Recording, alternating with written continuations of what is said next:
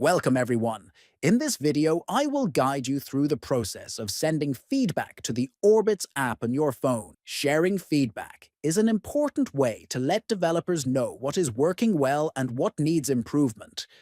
By the end of this tutorial, you will know exactly how to submit your comments and ratings. First, open the Orbitz app on your smartphone. Next, tap on the account icon located at the bottom right.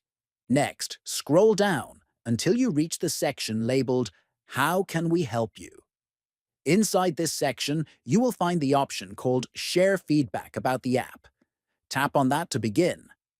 Then, you will be asked about your overall satisfaction with the page.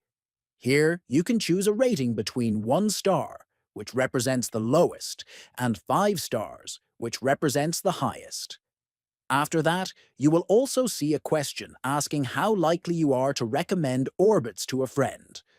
You can choose a number from 0, meaning not very likely, to 10, meaning very likely.